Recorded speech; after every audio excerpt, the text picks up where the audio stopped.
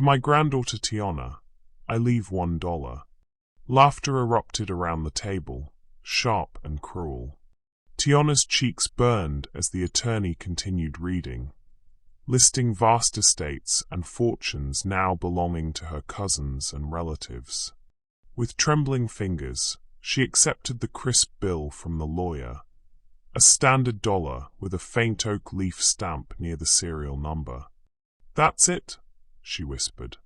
The attorney, Mr. Walters, met her eyes with an inscrutable expression. "For now," he murmured. Tiana Brooks had always been the family disappointment, the once glamorous wife turned divorced school aide, and now the recipient of a $1 inheritance while her kin divided riches. But neither Tiana nor her smug family could possibly imagine how that single dollar would transform her life and the custody battle for her children. "Hi, my beautiful family. Let me begin with a prayer straight from the heart. Dear God, please bless every soul watching this video. Fill their lives with peace, joy, and endless love. Amen. Welcome back, my family. You are not just viewers. You are my light during the dark days, and my reason to keep going. To all new family members, welcome to the family. Please subscribe to the channel and introduce yourself in the comments. I truly want to know more about you. My beloved family, every story I bring is not just words. It is my sweat, my sleepless nights, and my sacrifice. When you leave early, it cuts deep as if my hard work is unseen and my voice unheard. Please stay till the end. I love you. Now let's begin the story. 3 days later, the school's fluorescent lights cast harsh shadows across Tiana's face as she dished out lunches with mechanical precision. 3 days had passed since the humiliating reading, but the memory still stung fresh. The dollar bill sat in her apron pocket, a persistent reminder of her grandfather's final slight. "Order up, Tiana." The kitchen aide voice jolted her back to the present. She balanced trays of sloppy joes along her arm with practiced ease, navigating between crowded tables of chattering kids. The lunch rush at the elementary school meant extra hours, and extra hours meant a fighting chance at her upcoming custody hearing. "Need more milk, hon?" she asked a group of second graders at table 4. One nodded shyly, working hard today. "Every day," Tiana replied. The words caught in her throat. Tyler and Mia were spending the weekend with their father, Charles. The court-mandated visitation schedule gave her only 2 weekends a month with them, a painful arrangement that might soon become even more restrictive. Her phone vibrated in her pocket.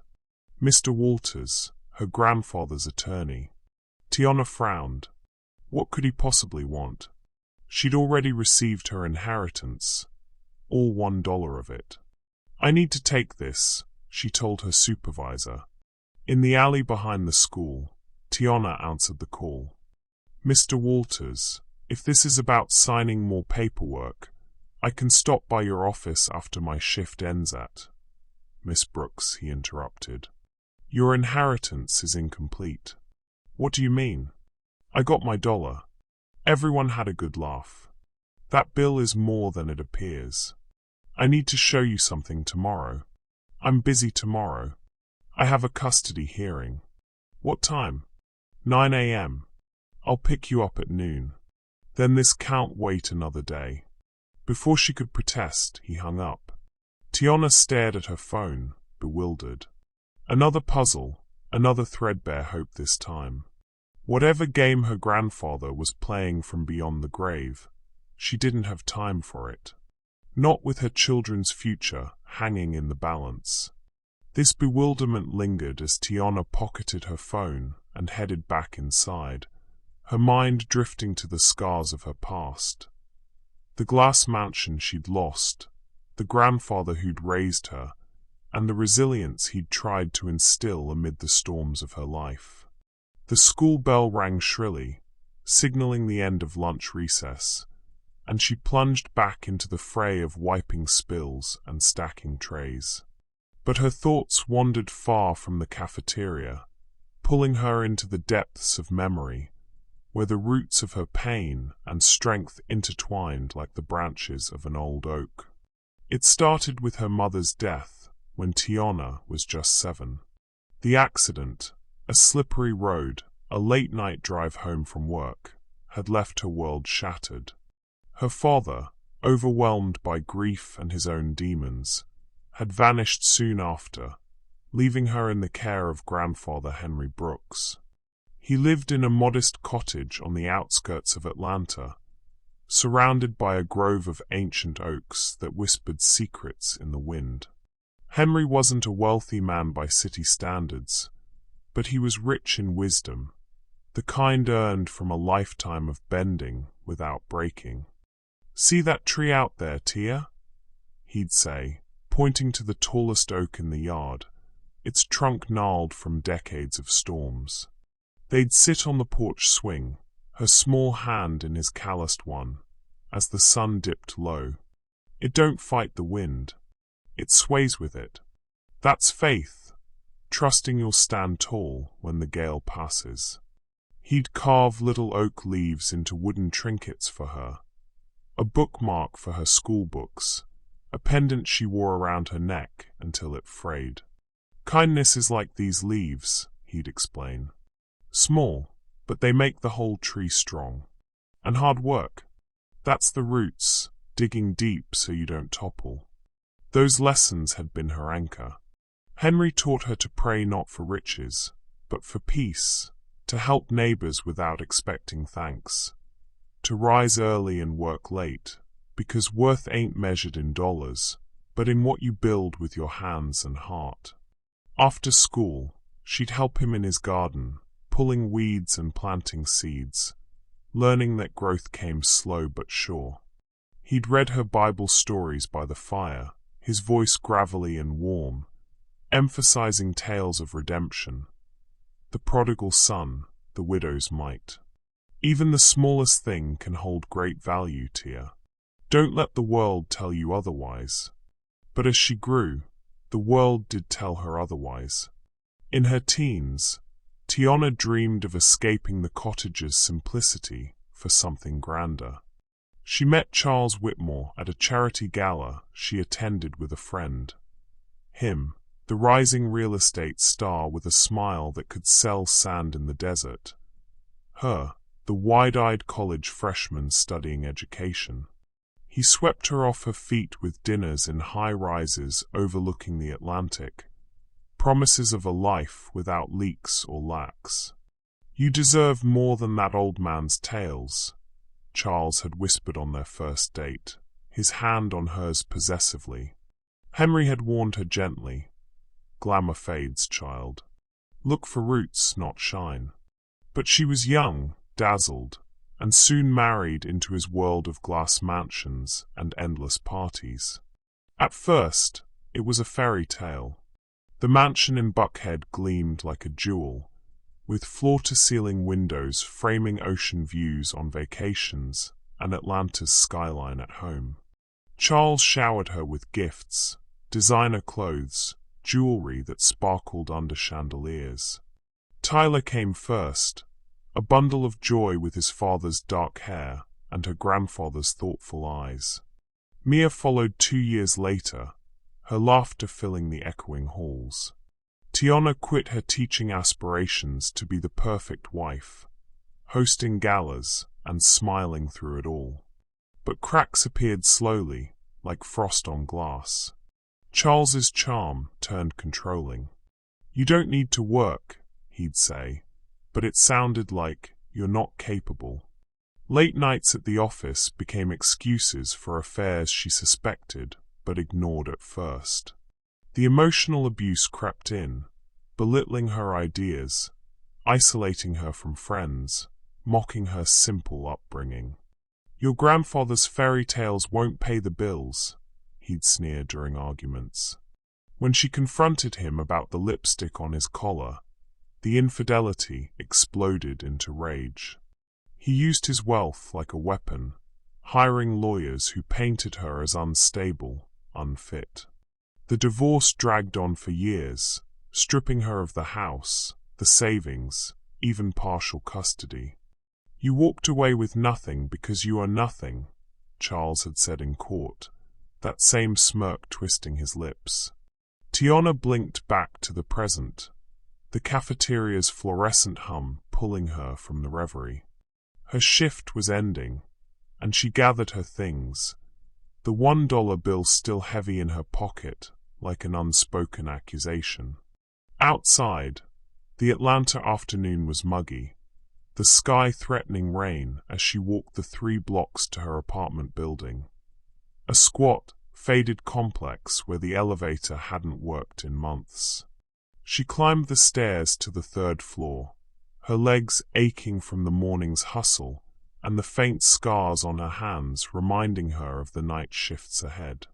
The door creaked open to their cramped 2-bedroom, the air thick with the scent of damp carpet and yesterday's pasta.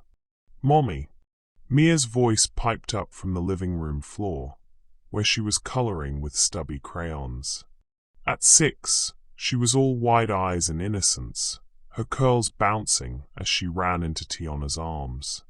Tyler, 8 and already too serious for his age, looked up from his homework at the rickety kitchen table. "Hey, Mom. How was work?" "Same as always, buddy." Tiana forced a smile, hugging Mia tight before setting her down. The apartment was a far cry from the mansion.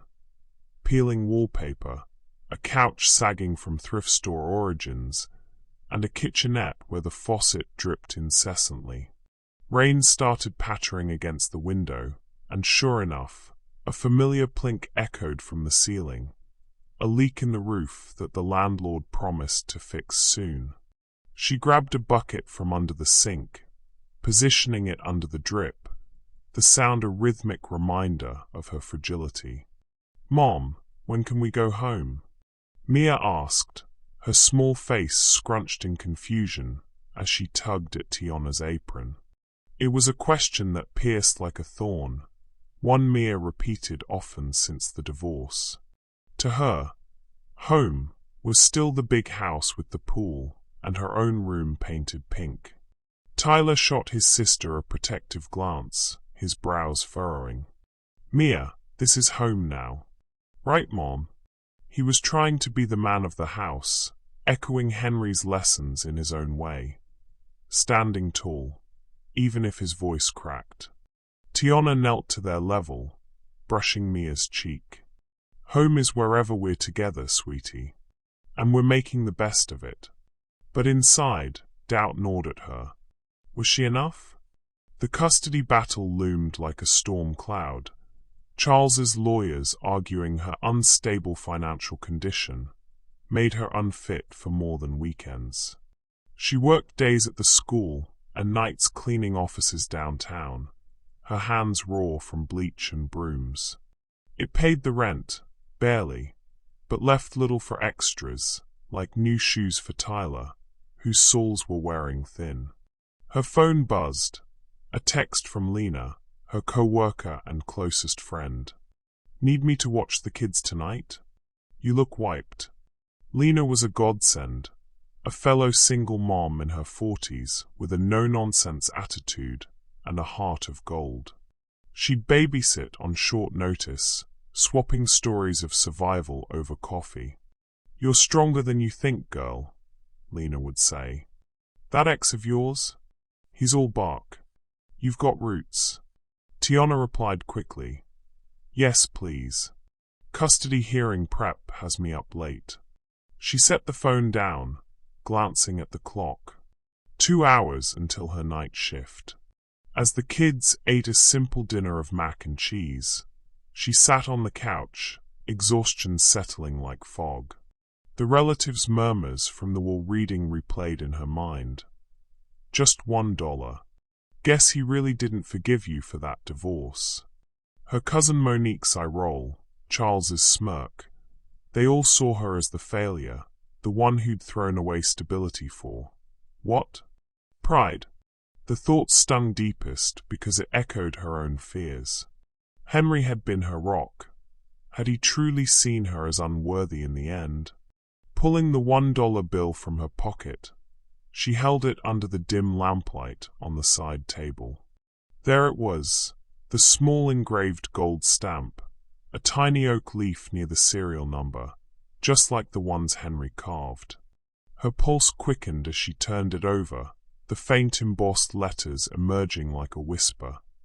Find what's yours. It couldn't be coincidence. Henry's voice echoed in her head. Oak trees bend in storms but never break. Was this a message? A clue?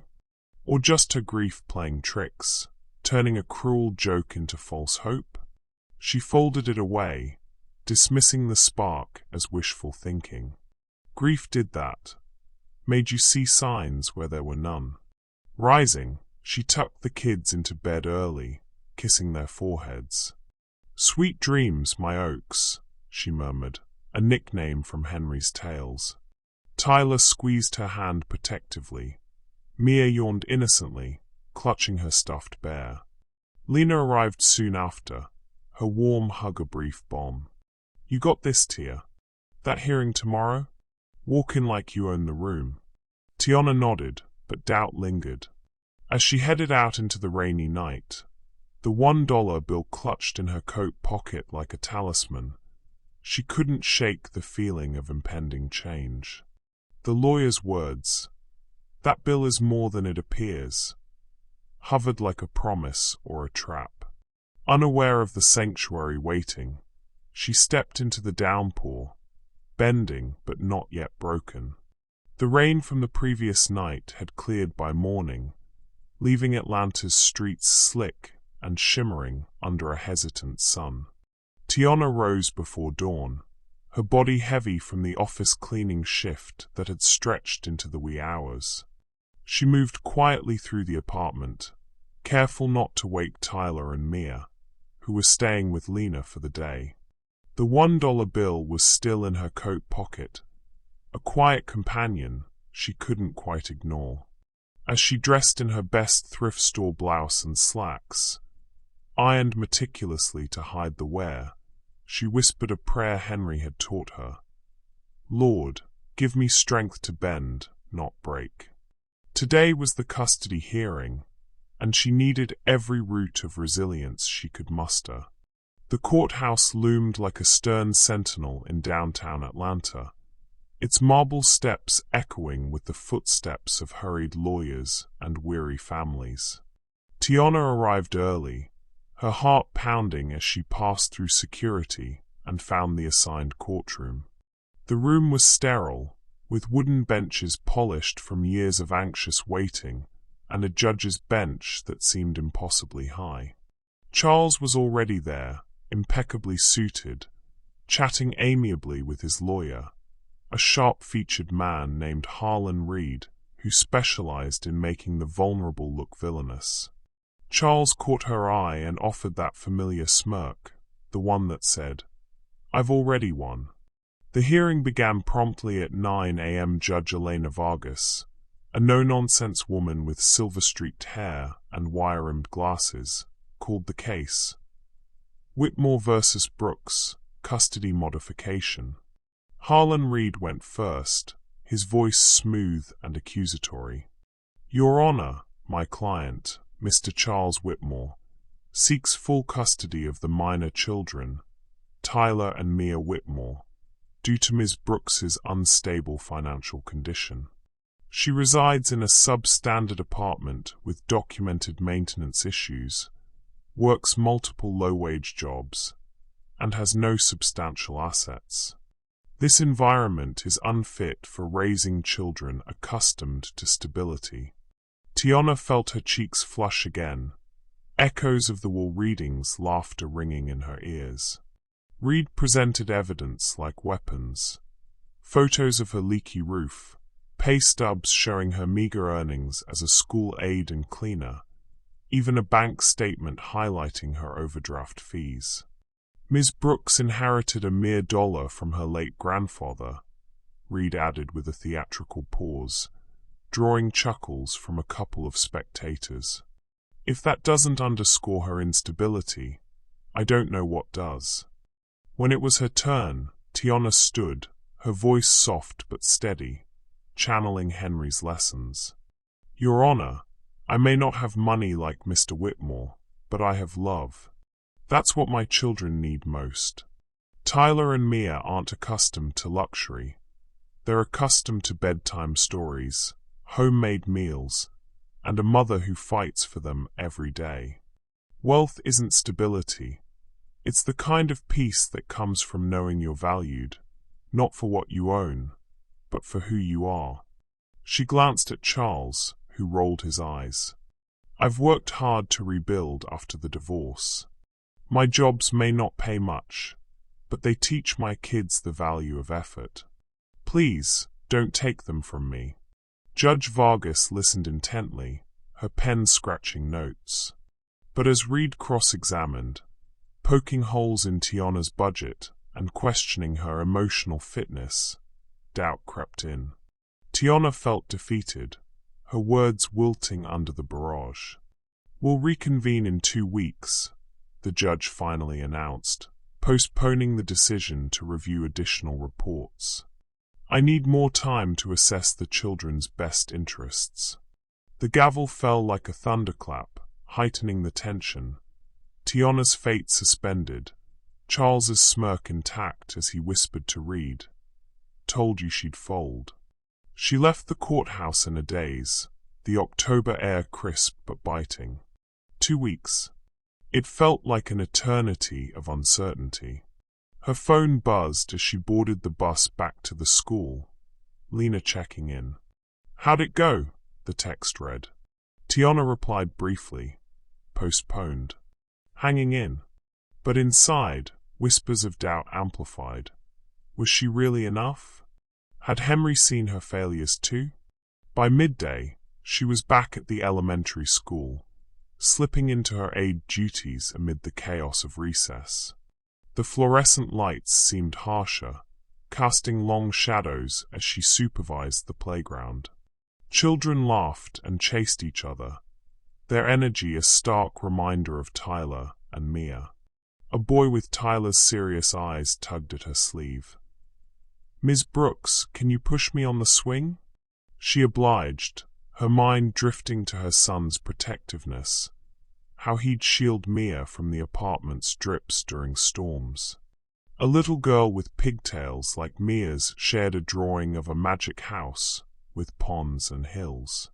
It's where I'd live forever, the child said innocently. Tiana smiled, but it ached. Her own children deserved such dreams, not the cramped reality she'd given them. As the afternoon wore on, her phone rang again. This time, cousin Monique. Tiana hesitated, but answered during her break, stepping into the staff lounge. Tia, honey, how are you holding up after that whole mess? Monique's voice was syrupy sweet, the kind that hid barbs. Tiana knew her well. The greedy one who'd eyed Henry's assets for years, always scheming for a bigger slice. I'm fine, Monique. Busy with work. Oh, come on. That $1? What a joke. Grandpa must have been losing it. But hey, if there's anything else, papers you overlooked, maybe. You know family sticks together. I'd hate for you to miss out. The probing was subtle, but it hinted at the greed Tiana had sensed at the reading. Monique fished for details, mentioning rumors of hidden stuff in Henry's estate. Charles mentioned you two are in court again. Need help? I could talk to him. Tiana cut her off politely. No thanks. I've got it. Hanging up, she felt a chill. Family legacy versus greed. Henry had warned her about it, how money twisted roots. Monique's call only amplified the whispers. Everyone saw her as the weak link, easy to manipulate. The day blurred into evening. After picking up the kids from Lena's and tucking them in, Tiana sat alone at the kitchen table, the apartment quiet save for the distant hum of traffic. Rain threatened again, tapping tentatively at the window. She pulled out the $1 bill, examining it under the lamplight once more. The oak leaf stamp gleamed faintly, the embossed, "Find what's yours," like a ghost script. Curiosity overrode exhaustion. She grabbed her old laptop, a hand-me-down from Lena, and began researching the bill's oddities. First, the engraving. Typing custom engraved dollar bills legality and examples into the search bar, she scrolled through results. One site explained that defacing U.S. currency was illegal under federal law, Title 18, Section 333, but novelty stamps or artistic modifications were sometimes overlooked if they didn't alter the bill's value or pass as counterfeit. Examples popped up: commemorative bills with engravings for collectors, like platinum certificates or special issue notes that weren't legal tender. Could this be a novelty clue? She murmured. Another page mentioned people stamping bills for art projects, as long as they didn't change denominations or defraud. It sparked a faint hope. Maybe Henry had customized it intentionally, not as a joke, but as a key. Deepening her search, she focused on the oak leaf. Oak leaf symbolism in family history or crests, she queried. The results flooded in. Oaks symbolized strength, endurance, and longevity in heraldry, often featured on family crests and coats of arms. One article noted, "The leaves of the oak tree are religious symbols of faith and endurance." Another linked it to humble beginnings, patience, and power, echoing Henry's metaphors perfectly. A site on family names mentioned Oakleaf as a surname derived from the tree, representing unbreakable roots. Tiana's pulse quickened. Henry had always carved oak leaves into family heirlooms. Had this been his way of pointing to something hidden? Memories surged. Henry's bedtime stories of their great-grandfather, a humble farmer who'd amassed treasures beyond gold through hard work, whispers of hidden land passed down secretly to avoid taxes or feuds. "Someday, Tia, you'll find what's yours," he'd say with a wink, carving another leaf. Not with eyes, but with heart. She dismissed them as folk tales, but now? The bill felt alive in her hand, a bridge to the past. Exhaustion claimed her eventually. She dozed on the couch, the laptop still open, and dreams woven like mist through oaks. She wandered a foggy grove, ancient trees bending in wind but standing tall. One trunk split open, revealing a path to rolling hills, a crystal pond, and a golden cabin etched with leaves. "Bend, don't break," Henry's voice echoed. Shadows lurked, Charles and Monique grasping at branches, trying to uproot her. She reached for a key, but woke with a start, heart racing. The dream lingered, building suspense. Was it grief or a sign? The next morning dragged, the postponed hearings tension a constant hum. Tiana dropped the kids at school, her mind on the lawyer's cryptic call. What couldn't wait? As noon approached, she waited outside her apartment, the $1 bill clutched like a lifeline. A black sedan pulled up smoothly, Mr. Walters at the wheel. He rolled down the window, his expression calm but urgent.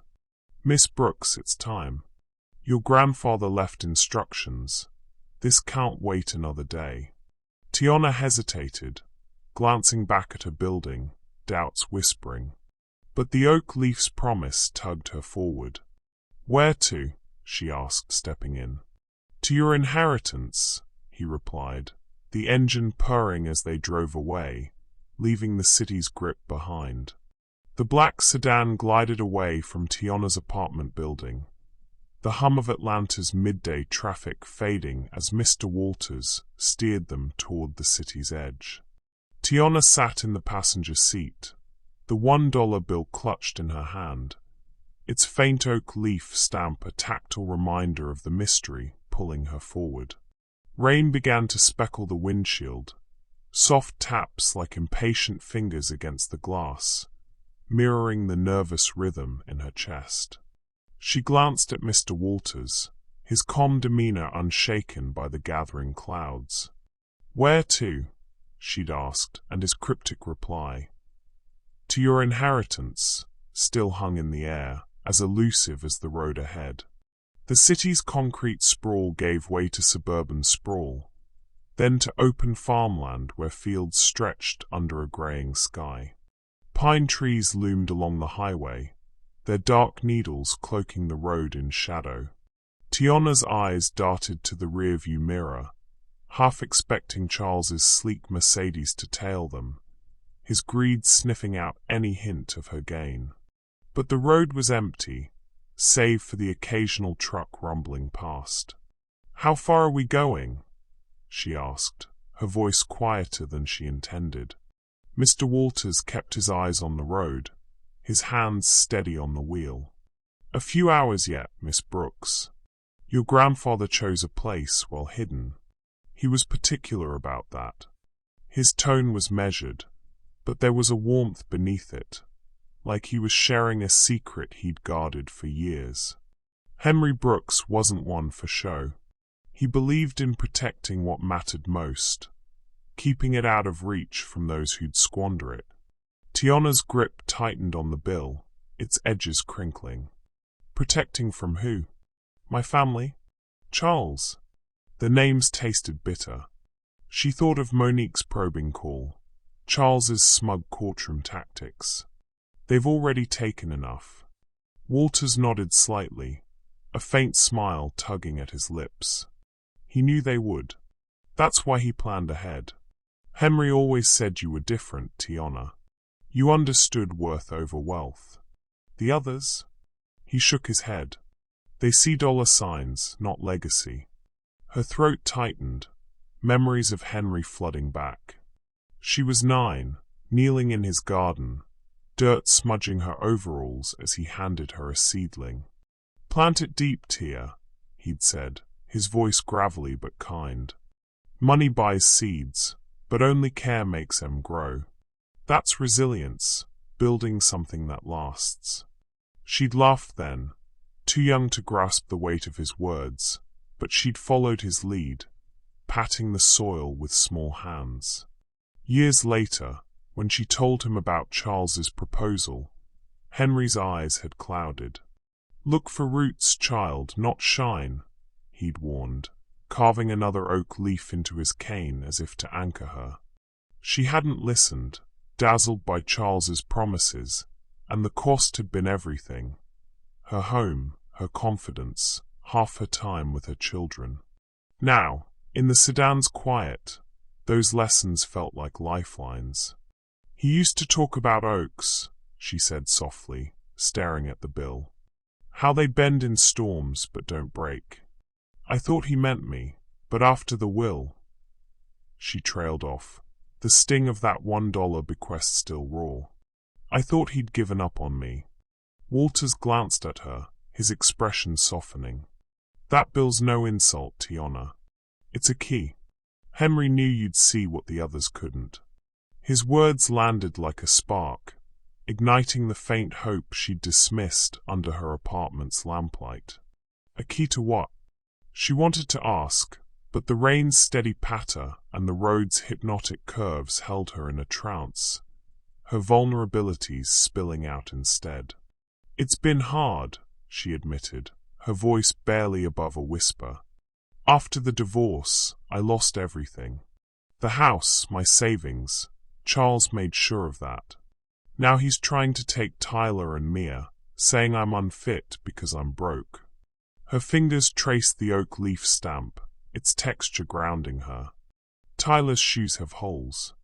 Mia cries for a home we don't have. I work 2 jobs, but it's never enough. And that hearing yesterday, She swallowed hard. The judge's postponement a fresh wound. I don't know if I can keep fighting. Walters's silence was patient, not dismissive. You're still standing, aren't you? He said finally. That's what Henry saw in you. Not a quitter, but a fighter. One who knows peace isn't bought, but built. He trusted you to find it. Tiana's eyes stung, the bill warm in her palm. She pictured Henry's weathered hands, always carving, always teaching. At 13, she'd sat with him on his porch after a school bully mocked her thrift store clothes. Let 'em laugh, Tia, he'd said, handing her a wooden oak leaf pendant. They don't know strength when they see it. You bend, you grow, you endure. She'd worn that pendant until Charles mocked it as cheap, tossing it into a drawer. Where was it now? Lost in the divorce, like so much else. The sedan turned onto a narrower road, the pines denser now, their branches forming a tunnel that dimmed the daylight. Rain intensified, drumming against the roof, and Tiana's pulse quickened, mirroring the rhythm.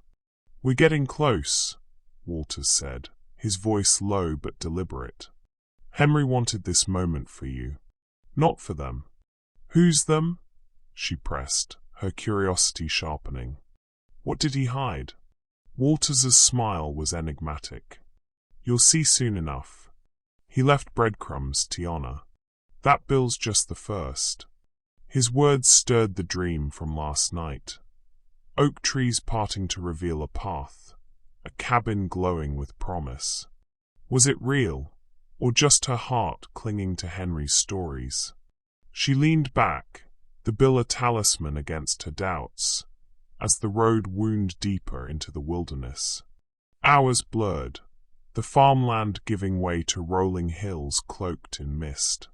Tiana's thoughts drifted to her kids, Tyler's protective frown, Mia's innocent questions about home. She'd promised them a future, but what could she offer? A leaky apartment? A mother stretched thin? Yet Walters's words, Henry's belief in her, stoked a fragile spark.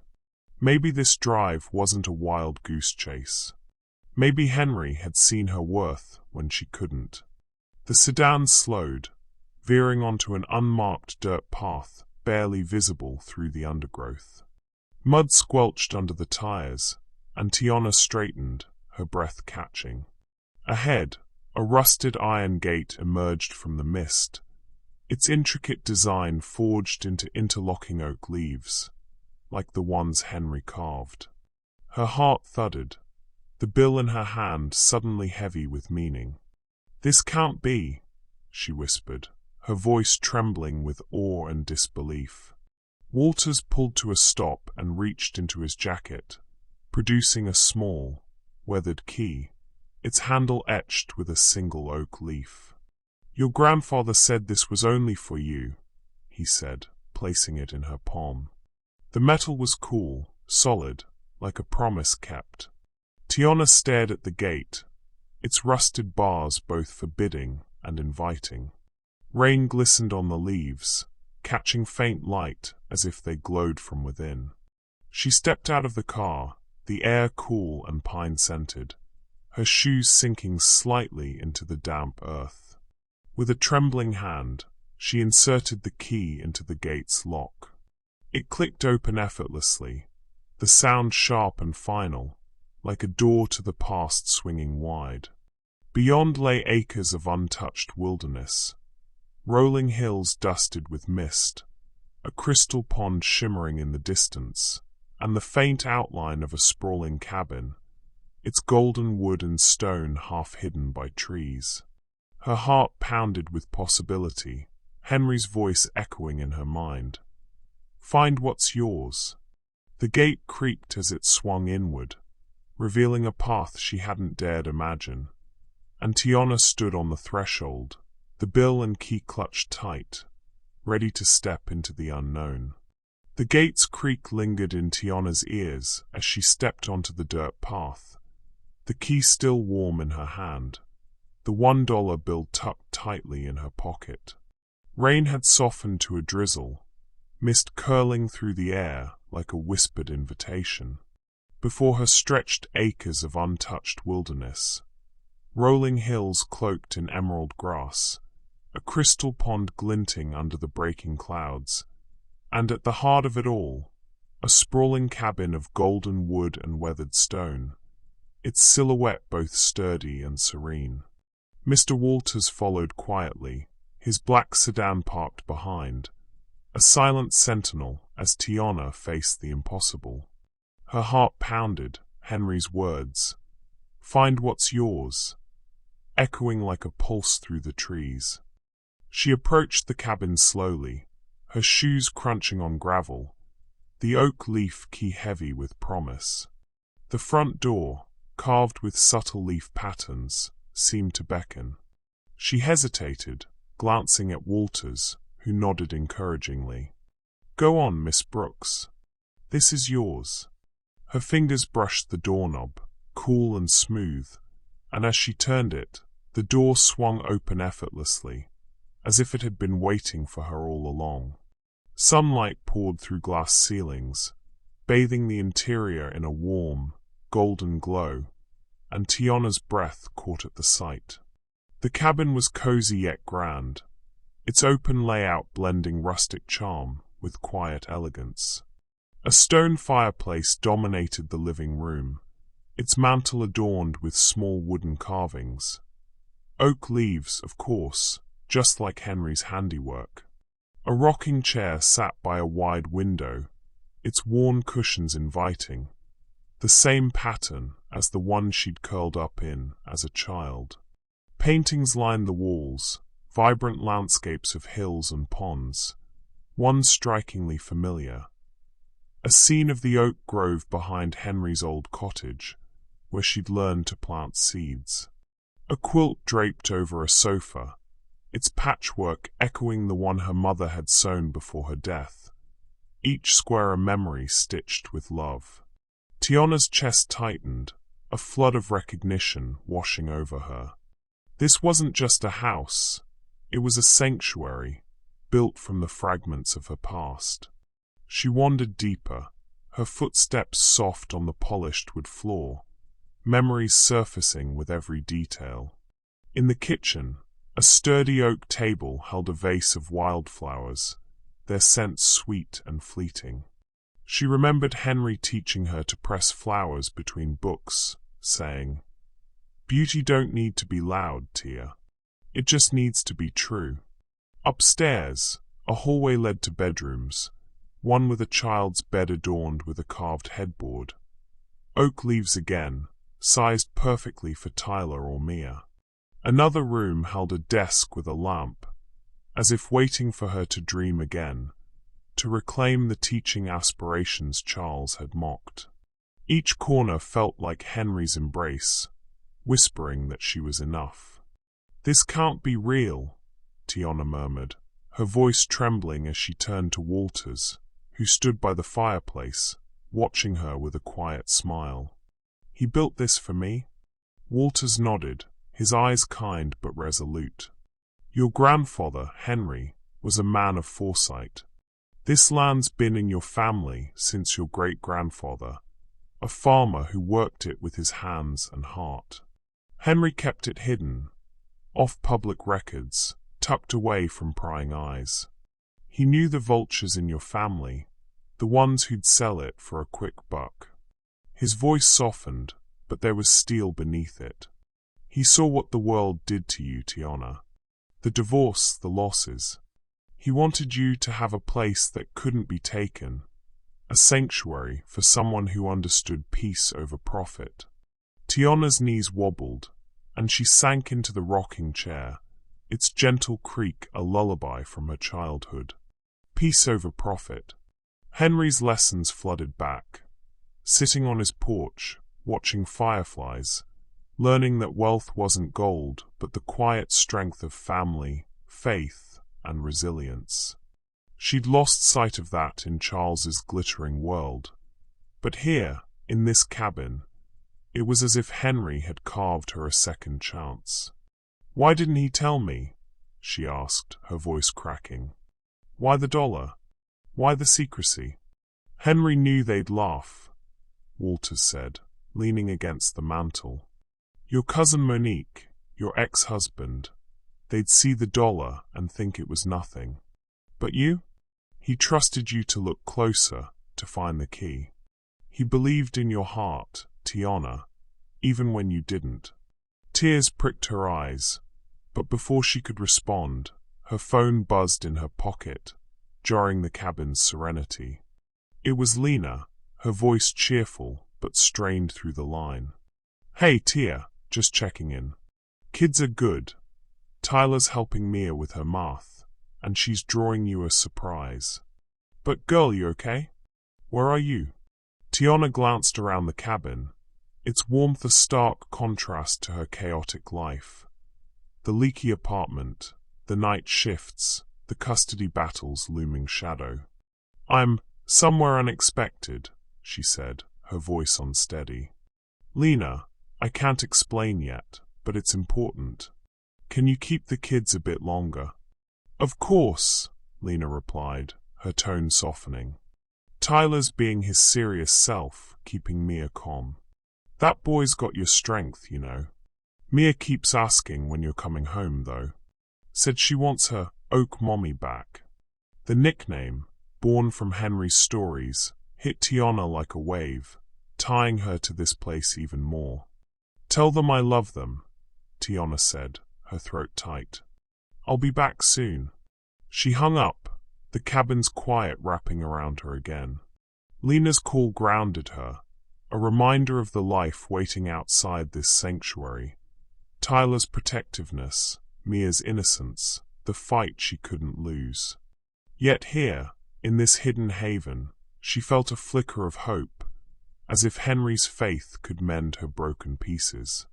She explored further, drawn to a library nook lined with shelves of old books, classics, gardening manuals, Henry's favorites. One shelf held a photo in a carved frame. Her at 10, grinning beside Henry in his garden, both holding trowels, dirt smudged on their cheeks. She traced the frame's oak leaf edging, her heart aching with love and loss. How had she doubted him? The $1 bill, the key, this place, it was all his way of saying she was never forsaken. As evening deepened, the cabin's glass ceilings caught the last of the daylight, casting a golden sheen over the kitchen. Tiana returned there, her fingers brushing the wildflowers on the table. Then she saw it, a sealed envelope, propped against the vase, her name written in Henry's familiar looping handwriting. Her breath hitched, the weight of the moment pressing down.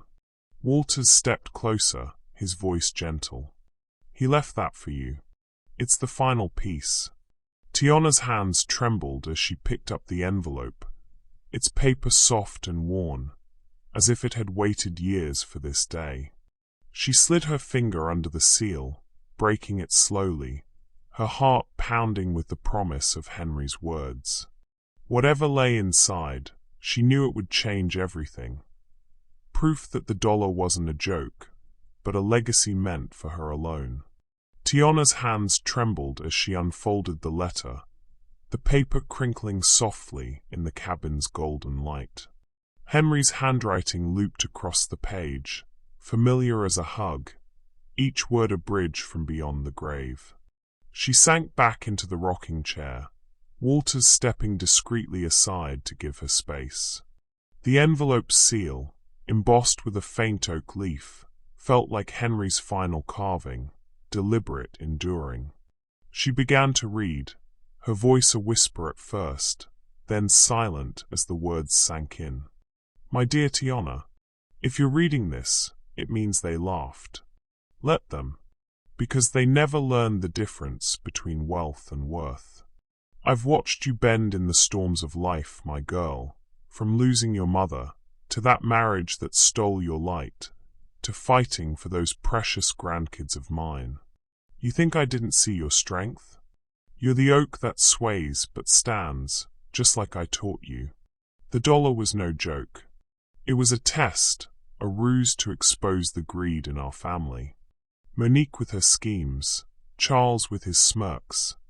They'd chase shadows if they thought there was gold. But you? You looked deeper, found the key. This estate is yours, hidden since your great-grandfather's time. The house, the land, acres of peace untouched by the world. And there's a trust fund, locked tight for you and the children only. No one else can touch it. Every document bears the oak leaf insignia, clauses I crafted with Walters here to ensure it transfers solely to those who value sanctuary over spoils. Remember, oak trees bend in storms but never break. You've bent, Tia, but now it's time to grow tall. This is your legacy, what couldn't be stolen. Use it to build the life you deserve. Love always, Grandpa Henry. The words blurred through her tears, each sentence affirming the worth she'd doubted for so long. Henry hadn't abandoned her. He'd seen her, the real her, not the family disappointment the others labeled. The $1 ruse wasn't cruelty. It was cunning, a shield against the greed that had poisoned her marriage and the will reading. The house, the land, the trust, it was all detailed in his careful script. A fortune not in flashy millions, but in quiet security. Locked by oak leaf clauses, ironclad against claims from outsiders like Charles or Monique. Her children's future secured. Tiana's chest heaved, a sob escaping as the weight of years lifted and crashed in waves. She crumpled forward in the chair, shoulders shaking, tears soaking the letter. Walters hovered nearby, offering a handkerchief silently, his presence a steady anchor. He knew you'd find your way here, he murmured. Henry spoke of you often in his final days. Said you were the only one who'd understand. The sobs came harder, raw and cleansing, releasing the bruises from the divorce, the custody battles, the nights counting change under her apartment's dim light. Henry's belief in her resilience pierced deepest. How had she forgotten? But as the tears subsided, a resolve hardened in her core, like roots digging deeper. She wiped her face, folding the letter carefully, tucking it against her heart. He built this for me, she said, her voice steadier now. For us. Walters nodded. There's more to see. He wanted you to discover it all. Rising on shaky legs, Tiana explored further, drawn by an invisible thread. Behind a bookcase in the library nook, a subtle latch revealed a hidden room. A cozy study tucked away like a secret grove. Shelves lined the walls, filled with family heirlooms.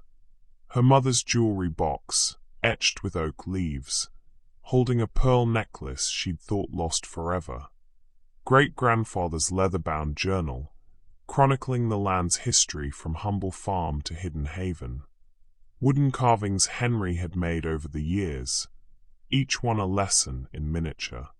In a locked drawer, keyed with another oak leaf, she found documents proving ownership.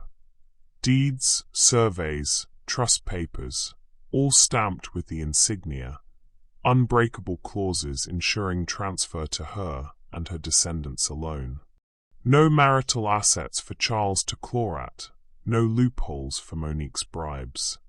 As she leafed through the papers, flashbacks pulled her back to Henry's final days.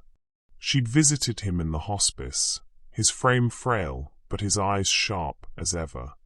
"Storm's coming, Tia," he'd rasped, squeezing her hand. "But you'll weather 'em. You always do."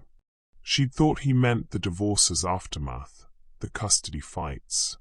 He'd carved one last oak leaf that day, pressing it into her palm. For when you need reminding. She hadn't understood then, dismissing it as delirium. But now, holding the deeds, she saw his belief in her resilience. A quiet faith that she'd reclaim her worth, bend without breaking. The trust fund details stunned her. investments from the land's timber rights, modest but growing, enough to cover education for Tyler and Mia, repairs for a real home, even a cushion for her to breathe. Not extravagant, but enduring, like an oak's steady growth. "This changes everything," she whispered, tracing the oak leaf stamps. Walters explained the clauses further. Any challenge would trigger automatic forfeiture to a charity for single mothers. Henry's final jab at the greedy. Her phone buzzed again, pulling her from the reverie. It was Tyler this time, his young voice crackling through. "Mom, Lena said you're on an adventure. Mia wants to know if you found treasure." In the background, Mia giggled. "Like pirates?"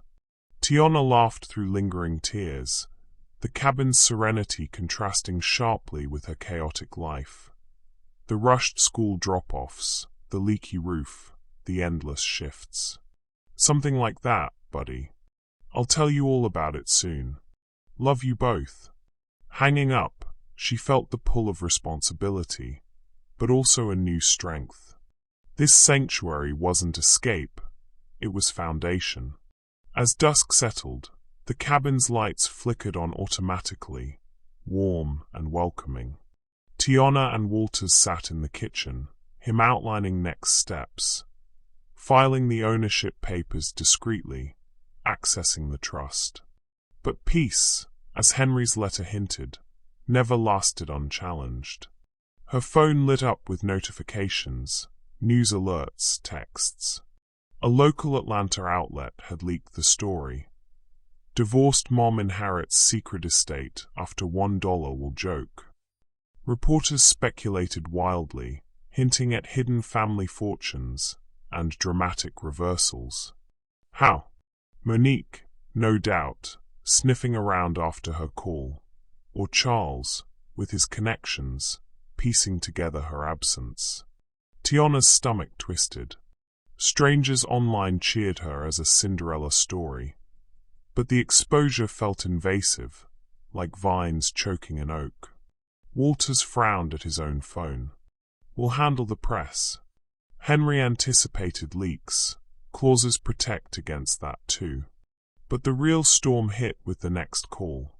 Harlan Reed, Charles's lawyer, his voice oily and demanding. "Ms. Brooks, we've heard about this so-called estate.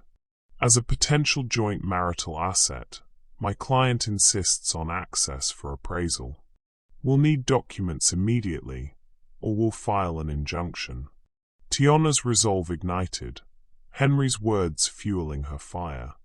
"Tell Charles he can forget it," she said firmly, her voice bending but unbroken. "This is mine." She hung up, the line severing like a snapped branch. But the conflict was just beginning. The greed exposed, the fight reignited.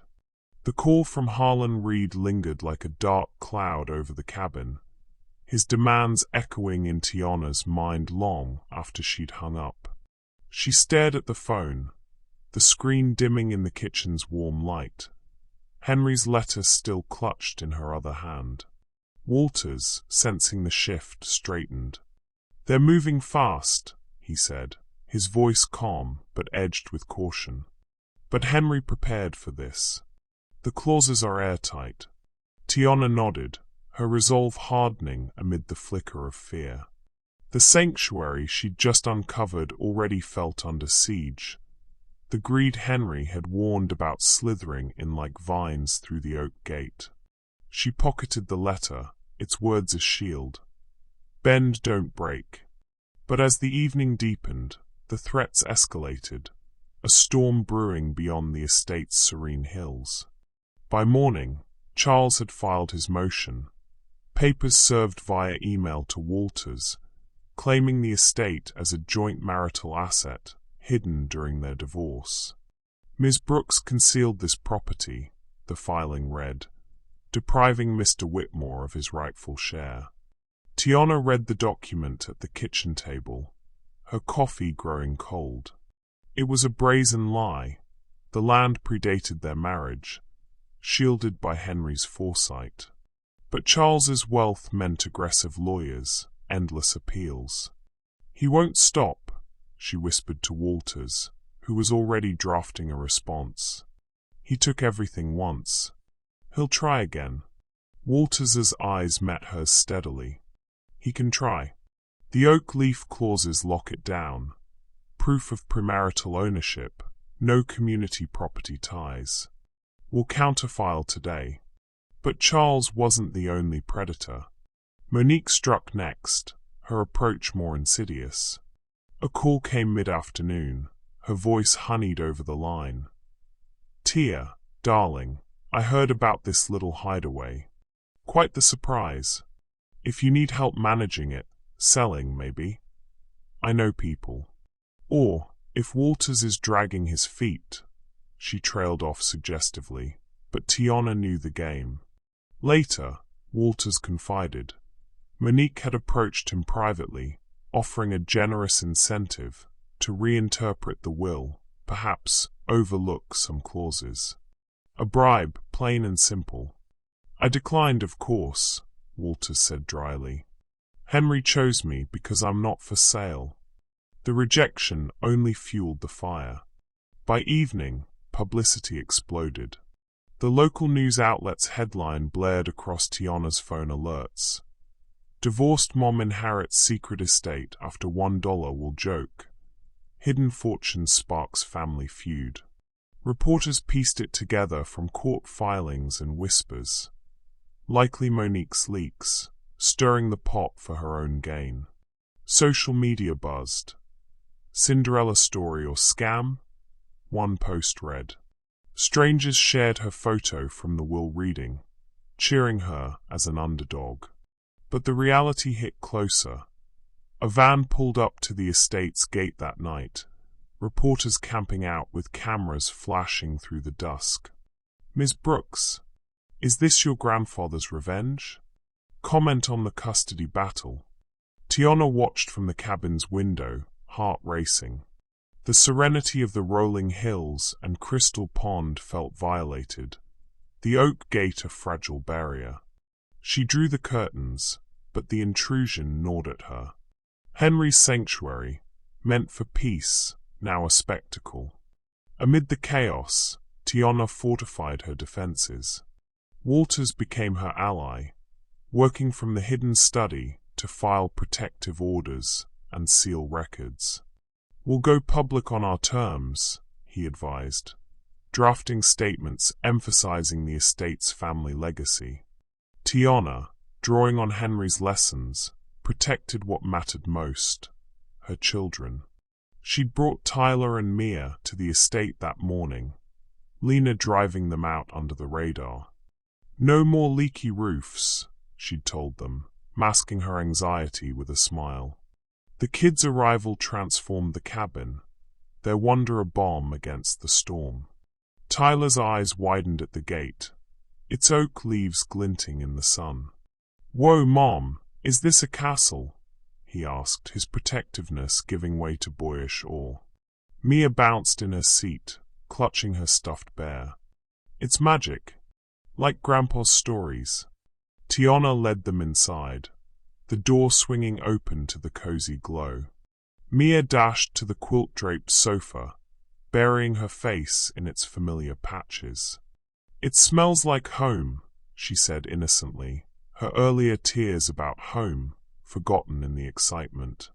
Tyler explored the library nook, fingers tracing the carvings. "These are like the ones Grandpa made. Remember, Mom? He said oaks are strong like us." She nodded, kneeling to their level. "That's right. Grandpa built this for us, to teach us about real worth." As reporters' voices faintly echoed from the gate, Tiana gathered them by the fireplace, sharing Henry's lessons anew. "See this rocking chair? He'd sit here and tell me. Oaks bend in wind but don't snap. That's you too, strong, even when things get tough." Tyler listened intently, his seriousness melting into questions about the pond. "Can we fish there?" Mia drew oak leaves on scrap paper, giggling. "I'm an oak princess." The subplots wove through their days. Lena checked in via text, offering support. "Girl, you're a warrior. Keep those kids smiling." Tiana balanced the joy with practicality, enrolling them in online school temporarily, turning the estate into a safe haven. Mornings meant walks in the hills, teaching them to spot wildflowers like Henry had her. Evenings, stories by the fire, reinforcing resilience. "Greed makes people forget what's important," she explained gently when Tyler overheard a news clip. "But we protect our roots." Yet tension built, the harassment peaking like a gathering gale. Strangers appeared at the gate alongside reporters, some cheering her name, waving signs. "Go Tiana! Beat the greed!" A viral video of her story amassed shares, turning her into a symbol of female resilience. But the support mingled with sabotage. Fake claims surfaced online. Anonymous posts alleging the estate was stolen family land, likely Monique's handiwork to muddy the waters. Charles's camp escalated, sending private investigators who probed the perimeter, flashing badges through the fence. One night, a drone buzzed overhead. Its were invasive until Walters threatened legal action. Tiana's phone rang incessantly, reporters begging interviews, distant relatives surfacing with claims. Monique texted slyly, "This publicity's a mess, Tia. Let me help broker a deal." Charles called once, his voice dripping false concern. "For the kids' sake, let's settle. You know I can drag this out." She hung up, but the words lingered, eroding her peace. Walters fortified the legal front, filing injunctions to bar access and quash the seizure motion. "The clauses hold," he assured her. Henry anticipated every angle. But the pressure mounted, sleep evading Tiana as she paced the cabin, Henry's letter her nightly talisman. Flashbacks haunted her. Henry's final days, his frail hand on hers. "Greed's the real storm, Tia. But you've got the roots to weather it." She clung to that, teaching the kids by example, planting seeds in the garden, showing how care trumped chaos. The peak came midweek, a sabotage attempt that chilled her. An unmarked package arrived at the gate, intercepted by Walters. Inside, forged documents claiming the land was contaminated, a ploy to scare her off or devalue it.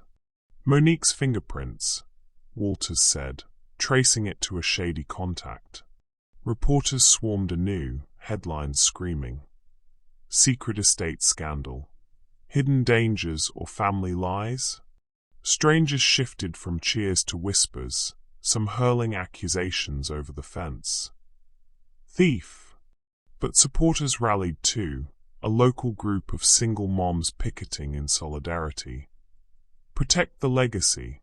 Tiana's defense deepened, her resilience shining. She spoke briefly to a trusted reporter via Walters, framing the story as a grandfather's gift of peace against greed.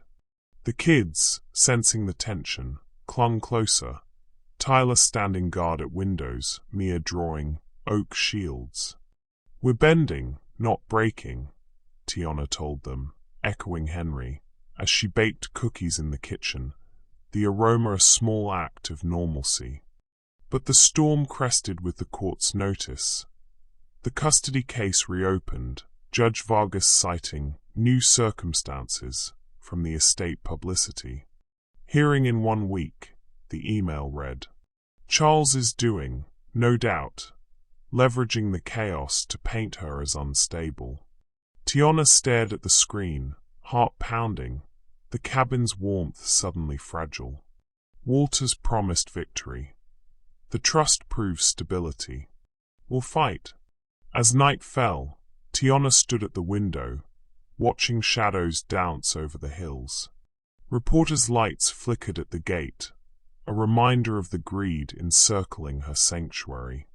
She clutched the oak leaf pendant from her childhood, rediscovered in the hidden room, whispering Henry's mantra. The fight loomed, but she was ready, roots deep, preparing to stand tall in the gale. The courtroom's fluorescent lights buzzed overhead, casting stark shadows across the polished wood benches as Tiana Brooks stood before Judge Elena Vargas.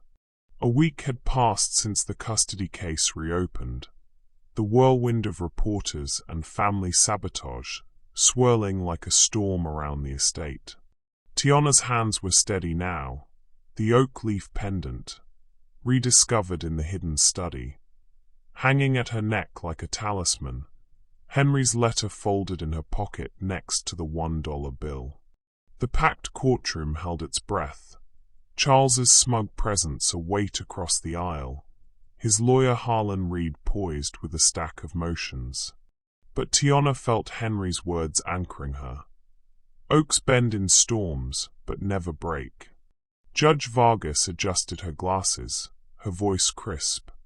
Ms. Brooks, you've requested to speak before I rule on the custody modification and property dispute.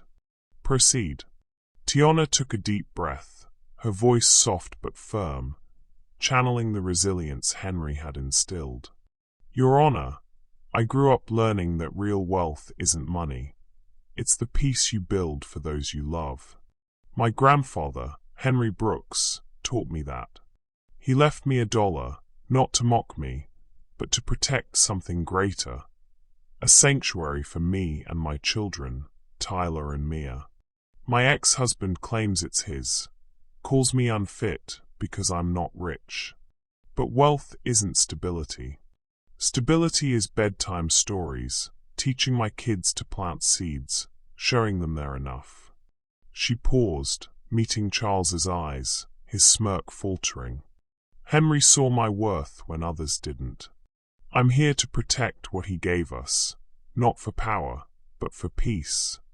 Harlan Reed rose, his tone oily. Your Honor, Ms. Brooks's sudden inheritance raises questions. This estate, conveniently hidden, was undisclosed during the divorce, suggesting deceit. Mr. Whitmore seeks his rightful share and full custody, given her unstable circumstances.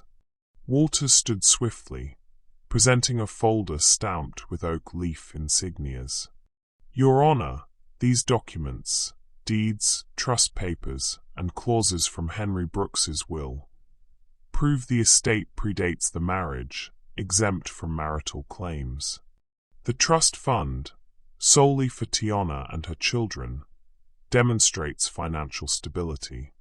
Mr. Whitmore's filings are baseless, driven by greed exposed in his own actions. He slid a report across the bench. Bank records showing Charles's attempts to pressure appraisers, emails to reporters leaking the estate story for leverage. Gasps rippled through the courtroom. Charles's face reddened, his composure cracking. Judge Vargas reviewed the evidence, her expression unreadable. Tiana's heart pounded, memories of Henry's final days flashing through her. His frail hand pressing the carved oak leaf into her palm, his raspy voice saying, Greed's the storm, Tia. You've got the roots. She doubted herself then, but now, standing tall, she felt his faith steadying her. The judge's gavel fell sharply. Based on the evidence, the estate is solely Ms. Brooks's, protected by ironclad clauses. The trust fund secures the children's future, refuting claims of instability. Custody is fully restored to Ms. Brooks. Mr. Whitmore's motion is dismissed. Her eyes soften slightly. Ms. Brooks, your grandfather's wisdom shines through you. Case closed. The courtroom erupted in murmurs, some spectators clapping, others whispering about Charles's defeat. Tiana exhaled, tears prickling as she hugged Walters, who smiled quietly. Henry would be proud, he murmured. Charles stormed out, Harlan trailing, their defeat a public unraveling of greed. Days later, Tiana stood at the estate's oak leaf gate, the morning sun casting golden streaks across the hills. Reporters had dwindled, the frenzy fading after the ruling, though online support still buzzed. Posts calling her the Oak Mom, a symbol of resilience. Charles's Mercedes pulled up unexpectedly, his face a mask of forced charm as he stepped out. "Tiana, let's talk. For the kids. We can share this, work something out." She faced him, calm and unyielding, the pendant glinting at her throat. "You taught me how to lose everything, Charles," she said, her voice steady like the cabin's stone walls. "My grandfather taught me how to rebuild. This is ours, mine and the kids. You have no place here." His jaw tightened, but he backed off, the gate's iron leaves a firm boundary as he drove away. Tiana felt lighter, her growth tangible, a woman no longer bending to his will, but standing tall. The transformation began swiftly. Inspired by Henry's vision of sanctuary, Tiana opened the estate as Oak Haven, a retreat and rehabilitation center for single mothers. She worked with Walters to allocate trust funds for renovations, dorms in the upstairs bedrooms, a community kitchen, a garden for therapy. Lena, ever her rock, helped organize, bringing her own warmth to the project. "You're building what Henry dreamed," Lena said, hauling soil for the garden. "A place to heal." Weeks later, Oak Haven welcomed its first guests. Women like Tiana, worn by life but fierce in love for their children. The cabin, once a secret, echoed with laughter and shared stories. Tiana led workshops, teaching gardening and resilience, echoing Henry's lessons. One guest, a young mother named Sarah, clutched her toddler as she spoke. "I thought I was broken. This place, this family, makes me believe I'm enough." Tiana hugged her, feeling Henry's generational love mend the injustice she'd endured. Tyler and Mia thrived in the new rhythm. Tyler took to the pond, fishing with a borrowed rod, his serious eyes brightening as he reeled in a small bass. "Grandpa would love this, Mom," he said, pride in his voice. Mia, crowned oak princess, drew murals of trees on the retreat's walls, her innocence a beacon. Tiana watched them play in the hills, their laughter mingling with the wind, and flashbacks wove through her heart. Henry's porch swing, his stories of redemption, the widow's mite proving small gifts held vast worth. "You're my legacy," he told her once, carving an oak leaf. Now she was living it, healing through love passed down. Evenings at Oak Haven brought community dinners. Guests and kids gathered around the oak table. Tiana shared Henry's mantra: "Wealth is what you protect, peace, family, worth." The women nodded, some tearful, finding strength in the words. One night, as stars glittered above the glass ceilings, Tyler whispered, "Mom, is this home now?" Mia chimed in, "It's better than a castle." Tiana pulled them close, the pendant warm against her skin. "Yes, my oaks. This is home." The injustice of her past, Charles's betrayal, the family's scorn, faded in the light of this new chapter. Henry's love, woven into every leaf and stone, had mended her wounds, turning a $1 jest into a legacy of resilience. Tiana stood in the garden, teaching a guest to plant wildflowers, her hands steady in the soil.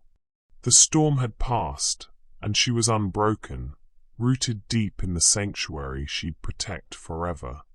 Months had passed since the courtroom victory, and Oak Haven had blossomed into a living testament to Henry's vision. The once hidden estate now hummed with life.